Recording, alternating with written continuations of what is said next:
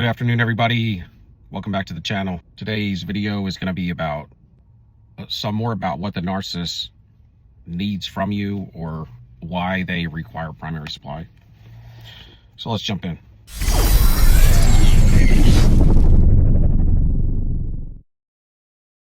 The narcissist, what they need so much is that primary supply, because if they can get that primary supply, it roots them down. The primary supply is the one where they have to have high levels of compassion and they have to be willing to lower their boundaries and keep the narcissist. What happens in a narcissistic family is it's kind of like don't ask, don't tell. So it's kind of like that. That's how it needs to be when you get into a narcissistic relationship. It's a don't ask, don't tell policy. Whatever's going on is just to show a blind eye and just don't ask any questions. And if you don't have physical evidence, and this is the type of empath that the narcissist wants, somebody that has to have physical evidence, but they're also not going to be snooping. So that's the other part. But it's going to be something like this. The empath that's going to marry the narcissist and do all this for them is going to be the one that they're going to have codependency, or it's going to form them from the narcissist. But they would be the type to where they like the narcissist a lot. They really like the narcissist. That would be for whatever reason. It could be looks. A lot of times males are overt narcissists, so a female would maybe see, the money mixed with the power, because maybe they have a high position somewhere and they are able to make friends. Not really friends, because they don't have any friends, but they're able to make acquaintances, friendships, work colleagues. They may go out a lot. Then they're definitely getting treated like crap. And they're getting cheated on, lied to all the time, yes. But that individual may be really good looking, may have money, and the friendships, relationships, and be able to afford nice things. Be able to go on a lot of outings. And the people that he is in relationships with are going to tell the spouse he's such a charismatic, great guy or something. So, but she's going to have to do a don't ask, don't tell, and I guess show the blind eye. They're usually loyal.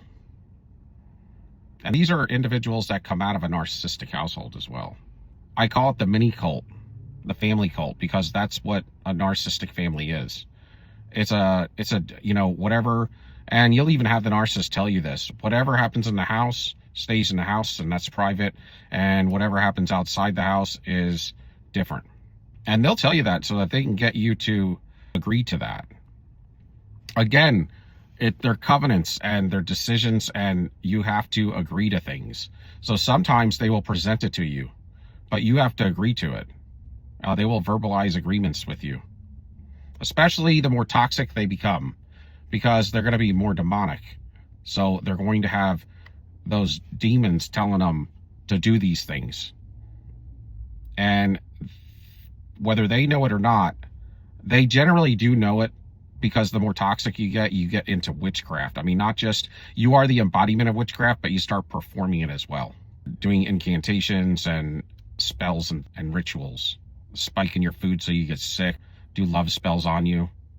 They will grab at your chakras, and I'm not even into that. I had to look into it because mine was doing a lot of that stuff, and stuff that was completely unexplainable outside of something spiritual going on. And they will do this thing where you always used to hear like people talking about witches and warlocks and stuff, but they would talk about the moon a lot. They go outside and do these incantations to the moon, and it draws down some sort of energetic power or something to make them more seductive. And these are things that they do.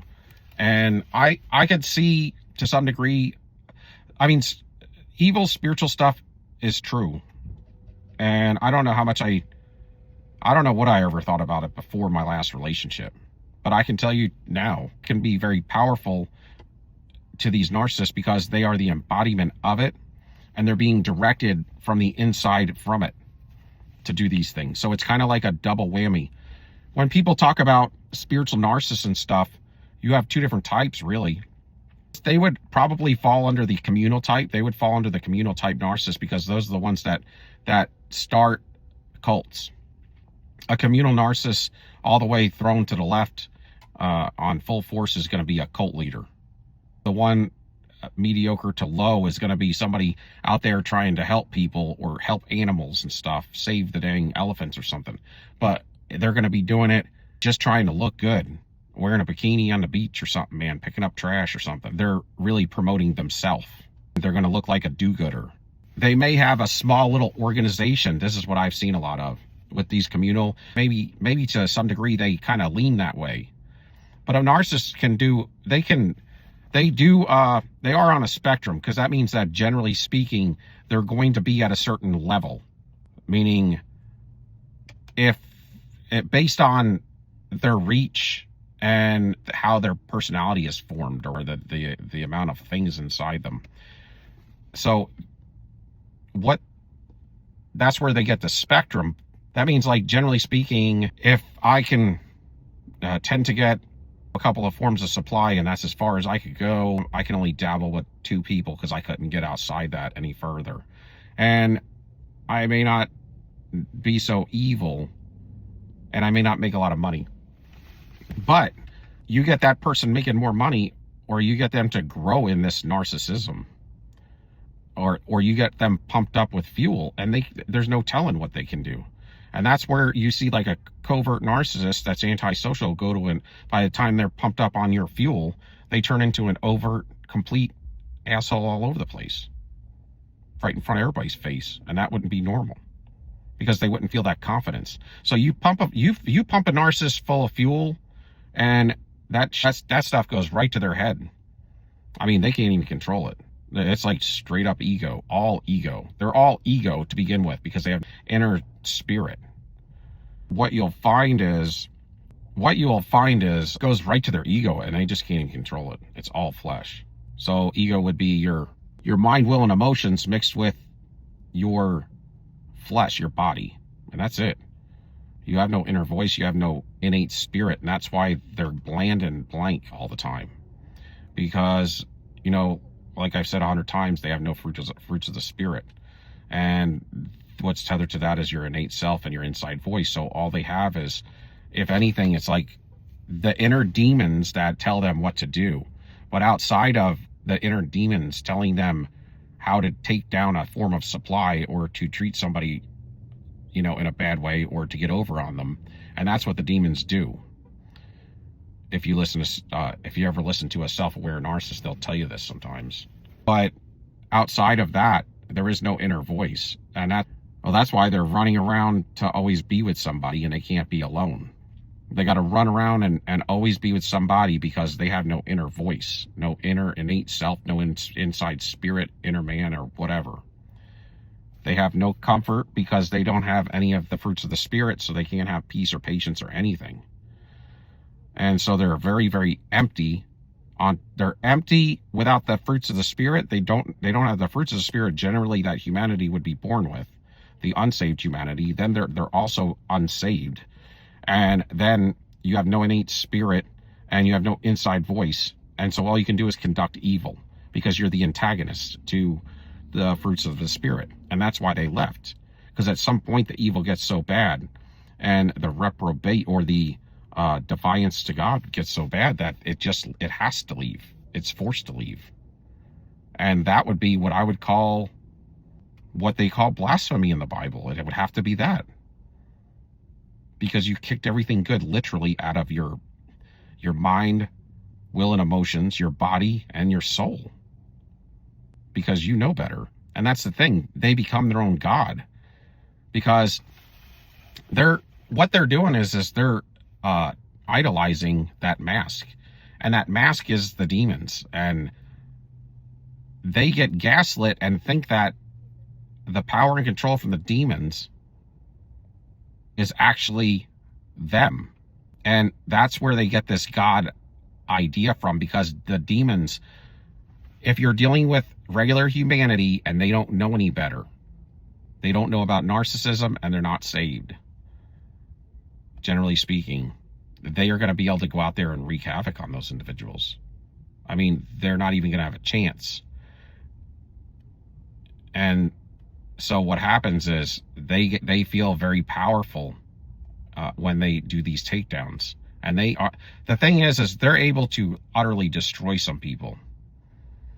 And it makes you wonder, all the lives that they take down, people have talked about, like, they may have done worse,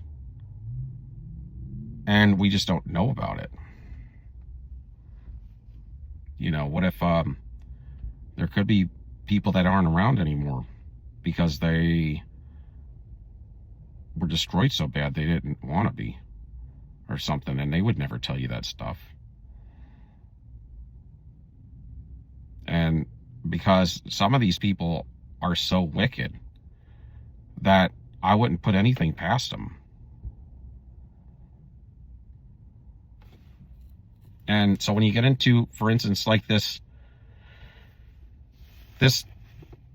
communal type narcissist, or the spiritual narcissist, a lot of times they're pastors of churches. They learn the word and they preach it, but they preach it all as an act. It would be just like the narcissist that has cognitive empathy.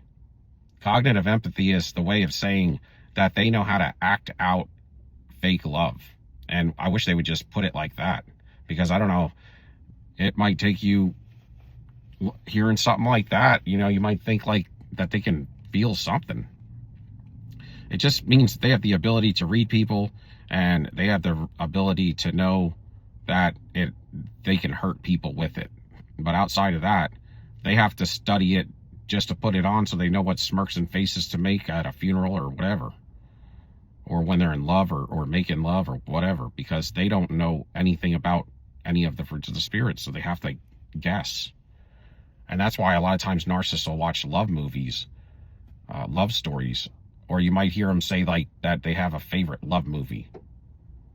And that's because they probably watched it 100 times and tried to copy the individuals on it, because that was probably their best act that they found in a movie. So,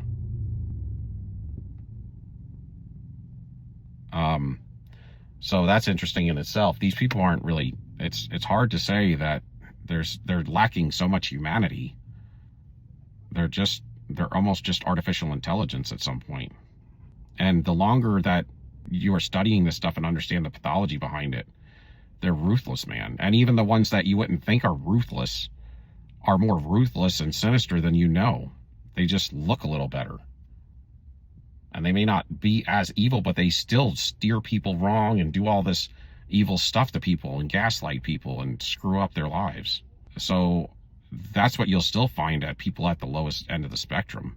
They still have all of the same problems, and they just can't rid themselves of the evil they got. They just continually, it just grows worse as they get older, because they really only have their looks and their youth when they're younger. They may be accumulating money, not knowing where it's going to go, maybe thinking in their mind that it's going to be much better than it actually turns out to be. The overt narcissists can be pretty successful, though, because they're go-getters. They're out to just by any means necessary. But then you have the covert narcissists, the more antisocial types, and they're usually like failure to thrive. They're really arrested in their development. So that's the other type. And then the communal is kind of like the type that would have some small organization, but you find a mix of these. Like, that's why sometimes it's hard to diagnose one, because they're going to have all these different, moving parts, these pieces that they kind of act like they're a communal narcissist and a covert narcissist, and they're also like sociopathic, So that's why some people call them hijackals. Like this one lady has a channel, she calls them hijackals, and she's a therapist, because she knows, and there's another person has a channel, and they call them just all psychopaths, or so because they ebb and flow, and they can do anything depending on their fuel level, because it's just run off ego. So in the spiritual type narcissist, they're going to either run a cult, they're going to have these communal type things going on, or they're going to be pastors of churches, or in the dance or the choir or whatever, and you'll think they're like praising the Lord or something, and really they're just out there getting off so people can look at them and think they're then the ones that are supposedly always in the spirit, you know, and the Holy Ghost dancing around and stuff. That would be a type of spiritual narcissist. And then they're able to dance around. Everybody looks at them, thinks that, you know, God's always working through them. And so there's the gaslighting. And then they're always giving people bad advice and building themselves up. You should do this, you should do that, because look at me, you know.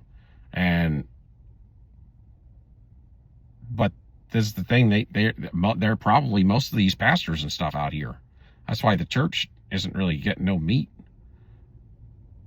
And that's why they're always asking for your money and driving these Maybachs and have, you know, 24 karat line gold suits and have lions and tigers as pets, and have, you know, $10 million homes. And then they have a bookstore in the church. And, you know, Christ talked about that with the money changers. They can't even build it across the street. But see, that's the other thing. Then you consent to go to that church, and then you're a part of it. You see, everything is consent. It's consent whether you know it or not, because you do know that you have to agree to go there. You got to agree to do things. You got to agree to be in a relationship with someone.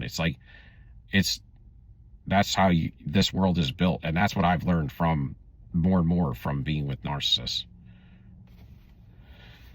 And, you know, the longer you're with them, you start to reflect them a little bit, because you got to back them up all the time. You got to lie for them, and you're going to be gaslit all the time. But a lot of times the spiritual narcissists will be telling you that God told them stuff, or God told them to say this or do that, you know, or God told me to buy another jet airplane. But see, that's not legit, y'all. I don't even care if they got it off their book sales or whatever. It's their own money because they got it off their book sales. You know, whatever. I mean, I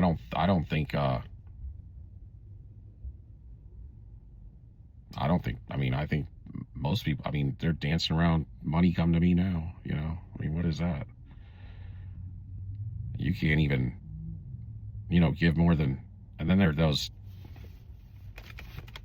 though, and I love the Lord, man, but I'm just saying the church is run by narcissists and illuminists and stuff. And then when they get caught, a lot of people that are supposedly Christians, they fall too. I mean, they're like, they can't handle it.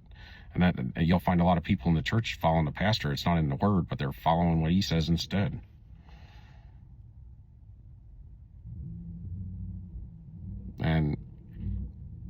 But the world's run by the enemy, man. So it's like, all of this stuff is, you got to expect this is how it was going to be. You know, a lot of times they also talk about the narcissists. They want to, or they always say that the ones that end up being narcissists a lot of times are the ones that are very sensitive when they're born even. It's like just a slight, like, makes them flip out, even as kids.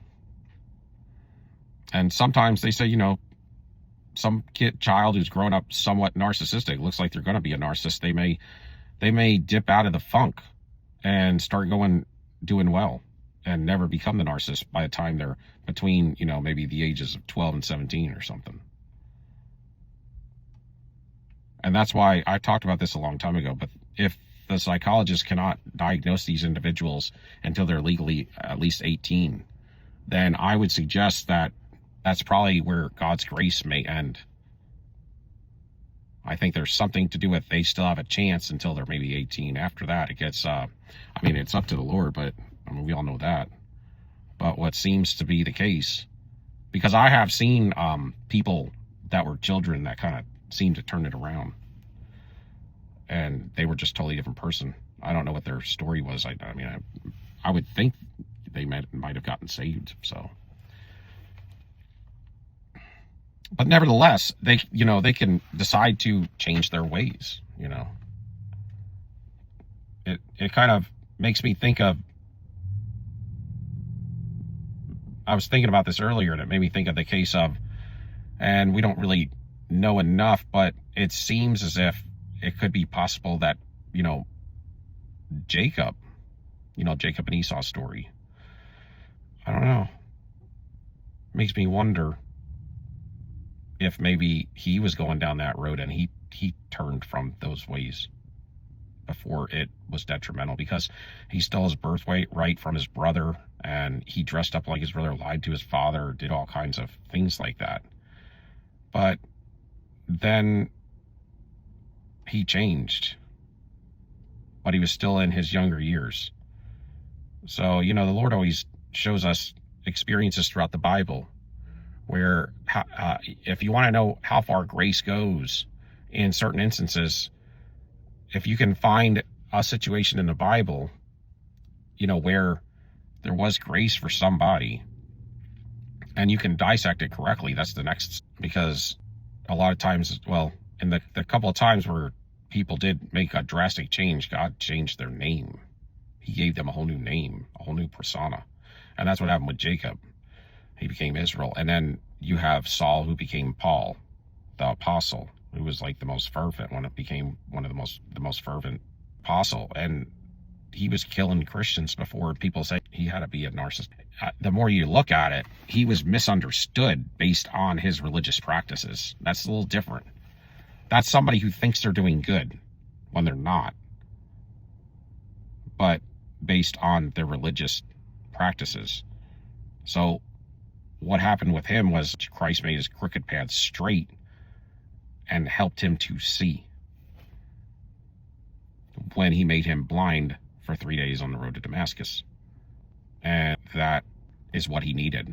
So he needed a change of understanding. He was misunderstood. Narcissists, they're not misunderstood. They like what they're doing.